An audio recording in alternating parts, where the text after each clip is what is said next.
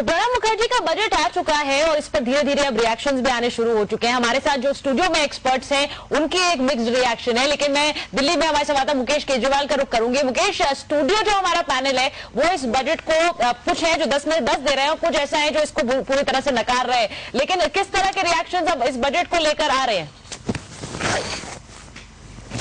के अंदर जो प्रतिक्रिया मिल रही है वो बिल्कुल जो पॉलिटिकल पार्टीज हैं वो अपनी लाइन पे दे रही हैं। हालांकि एक बहुत ही दिलचस्प प्रतिक्रिया लालू यादव की मिली। वो उन्होंने कहा कि बजट तो बहुत अच्छा है, उन्होंने काफी तारीफ की, लेकिन इन तारीफ के बीच उन्होंने कई सारी खामियां भी निकाल दी। इसमें उन्होंने कहा कि इसमें जो रेल पे जो माल ढुलाई होती है उस पर भी सर्विस टैक्स लग जाएगा, यानी ममता बनर्जी को मुश्किलें हो सकती हैं। इसके अलावा उन्होंने कहा कि जिस तरह से चिदम्बरम साहब तो वकील थे, उन्होंने वकीलों को सर्विस टैक्स से बाहर रखा हुआ था, मगर लगता है प्रणब बाबू ने उनका ख्याल नहीं रखा है और उनको भी सर्विस टैक्स के दायरे में ले आए हैं। इस तरह उन्होंने एक और बुराई इस बजट की ये कहते हुए की कि बिहार के लिए, जहां पे कोसी की बहुत बड़ा प्रकोप हुआ था पिछले साल, अभी तक उससे उबर नहीं पाया है राज्य, तो पिछड़ा राज्य है और उसमें ऐसी आपदा आई है। इसके बावजूद उनका एक तरह से निशाना था कि बंगाल को जिस तरह से 1000 करोड़ का पैकेज दिया गया है आइला से निपटने के लिए, उस और बिहार के लिए कुछ नहीं किया गया है। तो उन्होंने बंगाल का नाम नहीं लिया, उन्होंने ये कहा चुटकी लेते हुए कि मैं किसी राज्य से ईर्ष्या नहीं करता हूं,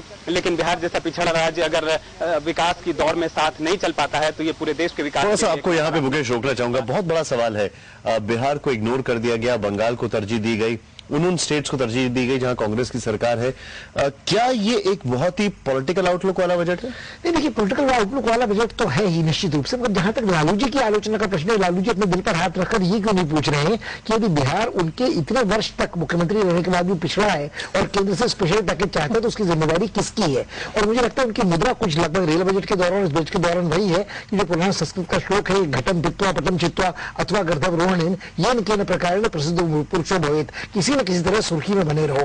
चिदम्बरम साहब के बहाने उन पर टीका टिप्पणी करो या ममता के बहाने। वो रेल की बात कर रहे हैं, रेल में 15,800 करोड़ रुपए का आउटले कर दिया गया, यानी कि जो इनकम और एक्सपेंडिचर में 10,000 करोड़ का एक डेफिसिट दिख रहा था उसको कहीं ना कहीं पूर्ति करने की कोशिश की गई है। बिल्कुल की गई है। और मुझे लगता है कि देखिए ऐसा नहीं कि मुझे लगता है कि जो लालू जी केंद्र में मंत्री रह चुके हैं कि मुझे लगता है कि अपने राज्य से हटकर ऊपर उठकर सोचने की जरूरत राष्ट्रीय बजट की आलोचना करते वक्त काफी मायने रखता है ये पॉइंट कि अपने राज्य से हटकर सोचकर आगे बढ़कर देखने की जरूरत है। हमारी ये बातचीत जारी रहेगी। बजट का जिक्र होते ही एक आम इंसान की पहली चिंता होती है, क्या टैक्स का बोझ फिर बढ़ेगा? वित्त मंत्री ने अपने बजट में टैक्स का वजन कितना बढ़ाया है, आपको बताएंगे एक ब्रेक के बाद।